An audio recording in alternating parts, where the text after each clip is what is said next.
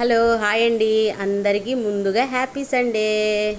ఈరోజు బ్రేక్ఫాస్ట్ వచ్చేసి ఇడ్లీ వేసానండి. ఇడ్లీ తినేసి టీ అయితే పెట్టుకొని తాగేసామండి. నా వీడియోస్ అందరు చూస్తున్నారు కానీ లైక్స్ మాత్రం ఇవ్వట్లేదండి. ప్లీజ్ లైక్ చేయండి. నా ఛానల్ మాత్రం సబ్స్క్రైబ్ చేసుకోవటం మాత్రం మర్చిపోవద్దు. నాకు కూడా కొంచెం ఎంకరేజ్మెంట్గా ఉంటుంది కదండి. అయితే ఈరోజు మన లంచ్లోకి వచ్చేసి ఫ్రాన్స్ ఫ్రై అయితే చేశానండి.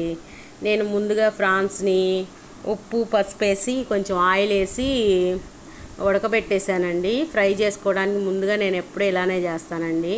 చక్కగా ఉడిపోయేలోపు మనం పచ్చిమిరకాయ టమాటా ఆనియన్ అయితే కట్ చేసుకోవాలండి. ఉల్లిపాయ నేను ఎప్పుడైనా సరే దేంట్లోనైనా ఒక టమాటా వేస్తానండి. మనము ఫ్రై కదండి, కలుపుకొని తిన్నా కూడా చాలా బాగుండిద్దండి.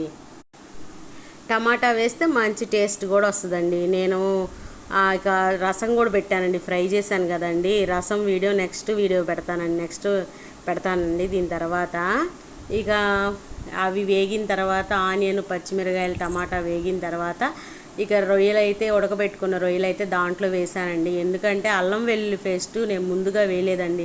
అది వేసేసామనుకో రొయ్యలు అసలు ఏగవండి. ఏంచటం అంటే ఓవర్గా రోస్టెడ్గా వేయించటం కాదండి, కొంచెం ఏగాలి. ఏగితేనే బాగుండిద్ది. ఓవర్గా వేయించుకున్నా కూడా గట్టిగాను బాగోండి, లబ్బర్లాగా. కొంచెం వేగిన తర్వాత అప్పుడు అల్లం వెల్లుల్లి పేస్ట్ అయితే వేసానండి.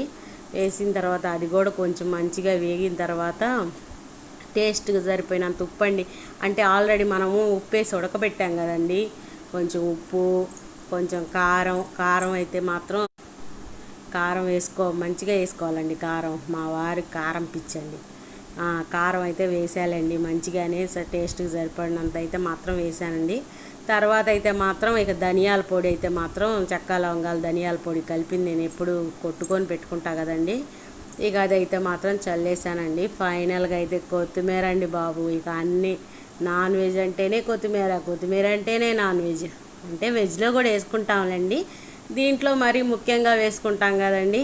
ఇక ఫైనల్గా అయితే మన ఫ్రాన్స్ ఫ్రై అయితే రొయ్యల ఫ్రై అయితే రెడీ అయిపోయింది. టేస్ట్ అయితే బాబు నెక్స్ట్ లెవెల్ అండి బాబు. అసలు అదిరిపోయింది టేస్ట్ మాత్రం. నేను టేస్ట్ చూశానండి, చాలా అంటే చాలా బాగుందండి. ఇంకేంటండి సంగతులు. దీంతోపాటు రసం కూడా పెట్టానన్నా కదండి, నెక్స్ట్ వీడియో అది పెడతానండి. టేస్ట్ మాత్రం నేను చూస్తున్నానండి. నా ఫ్రాన్స్ ఫ్రై నచ్చితే మాత్రం లైక్ చేయటం మర్చిపోవద్దు. ఓకేనండి, బాయ్ అండి.